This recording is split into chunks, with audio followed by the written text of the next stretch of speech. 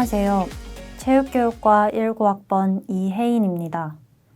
제가 얘기해드릴 주제는 내가 마음의 주인이 되는 법입니다. 지금부터 제가 소개해드릴 내용은 저만의 마인드 컨트롤법이며 모든 분들에게 보편적으로 적용되지는 않을 것입니다. 그렇기 때문에 학업 스트레스를 해소하고자 하실 때 참고용으로만 생각해 주시면 감사하겠습니다.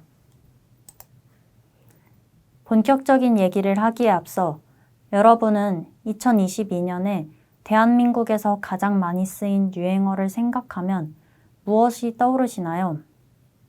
저는 중꺾마가 떠오르는데요. 중요한 건 꺾이지 않는 마음의 줄임말로 롤드컵, 월드컵에서 사용되며 큰 화제를 이끌었습니다. 긴박한 상황 속에서도 일희일비하지 않고 끝까지 최선을 다하는 선수들의 모습에 많은 사람들이 감동한 것이라고 생각합니다.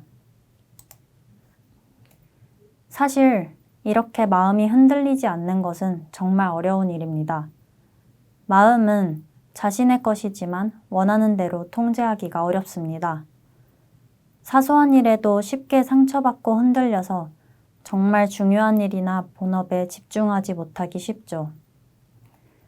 저도 대학에 처음 들어왔을 때 다른 학생들에 비해 능력이 부족한 것 같아 자신감도 떨어지곤 했습니다. 그러다 보니 학교 수업에 집중도 잘 되지 않았고 시험에서도 많이 긴장해서 100%로 실력 발휘를 하지도 못했습니다. 하지만 마인드 컨트롤을 통해 자신감을 회복하고 이에 따라 성적도 상승시킬 수 있었습니다. 이제부터 마음의 주인이 될 수 있는 저만의 마인드 컨트롤법 3가지에 대해 소개하고자 합니다.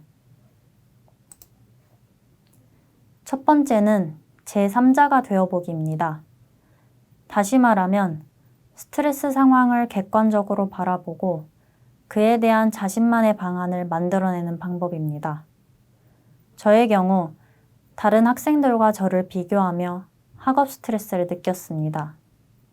이때 제가 제3자가 되어 생각해 보았을 때 고려대학교는 당연히 공부를 잘하는 사람들이 모였으며 중고등학교 때와는 상황이 다르다는 것을 깨닫고 제가 느끼는 스트레스 상황을 직시하였습니다. 이를 통해 더 이상 남들과 비교하지 않고 저만의 속도로 공부할 수 있었습니다. 두 번째는 루틴 만들기입니다. 특정 행동을 반복함으로써 긴장감을 낮추는 방법입니다. 이는 스포츠 분야에서 주로 사용되기 시작했는데요. 예시로 세계적인 테니스 선수 나달은 경기 때마다 12가지 이상의 루틴을 보여줍니다. 이러한 일련의 행동들은 제3자가 볼 때는 다소 의아한 행동으로 보이기도 하지만 당사자들에게는 더 좋은 플레이를 하기 위한 목적으로 행하는 행동입니다. 그렇다면 이 루틴을 공부에 적용해 보면 어떨까요? 루틴대로 공부를 하다 보면 공부 시간이 덜 지루해지고 시간을 보다 효율적으로 사용하고 있다는 느낌을 받게 됩니다. 사실 우리는 매일 비슷한 일상을 살아가면서도 잘 들여다보면 매 순간이 선택에 대한 고민의 연속입니다. 바로 이러한 순간에 불필요한 의사결정과 갈등의 여지를 줄여주는 역할을 하기 때문에 시간을 절약하고 집중력을 유지하고 심리적 안정감을 확보할 수 있습니다. 특히 시험 상황에서 매우 효과적입니다. 예를 들면 시험지를 보기 전 목을 오른쪽, 왼쪽 한 번씩 스트레칭한 후 시작한다. 공부 시작 전 물을 마시고 기지개 5번을 한다. 등의 자신만의 루틴들을 시험날에도 똑같이 해주며 시험 상황을 평소와 다름없다고 느끼게 해주고 긴장도를 낮춰줄 수 있습니다. 세 번째는 일주일 3회 이상 운동하기입니다. 운동과 뇌의 관계를 화학적인 측면에서 살펴보면 운동은 세로토닌, 도파민, 노르에피네프린 같은 신경전달 물질의 분비를 유발합니다. 이 물질들의 고갈은 중독이나 우울증 같은 문제를 일으킨다고 오래전부터 연구되어 왔는데요.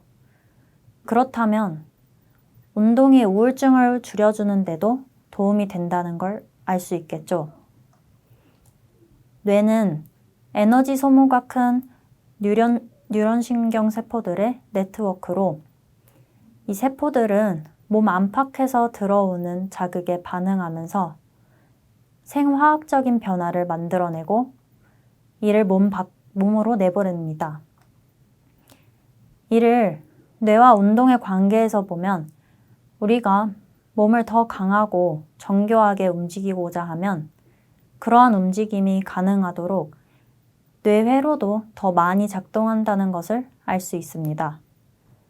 뇌회로의 작동이 부족하면 원하는 움직임을 할 수 없으므로 충분한 분량의 생화학적 변화를 만들어내기 위해 뇌 활성이 올라가는 것입니다. 인간의 뇌는 몸의 필요에 의해 만들어졌고 몸을 더 강하고 정교하게 움직이기 위해 뇌를 발달시켰습니다.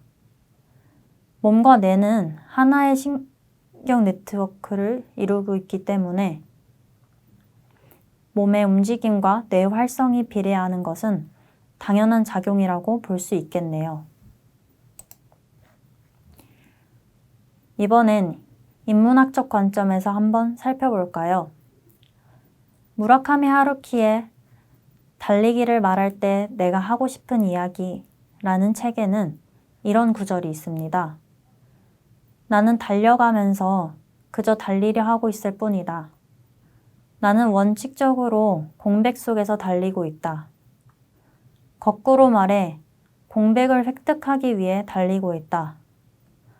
운동을 하며 생각을 비워내고 뇌가 휴식할 시간을 주는 것이 필요합니다. 쉼 없이 엔진이 계속 돌아가게 되면 금방 닳아버리고 효율은 떨어지기 마련입니다. 저는 더 큰 도약을 위해 운동을 하며 뇌 휴식 시간을 주었고 이는 보다 효율적인 학습으로 이어질 수 있었습니다. 이 세 가지 방법이 다른 학생들에게도 도움이 되길 바라며 마무리하겠습니다. 감사합니다.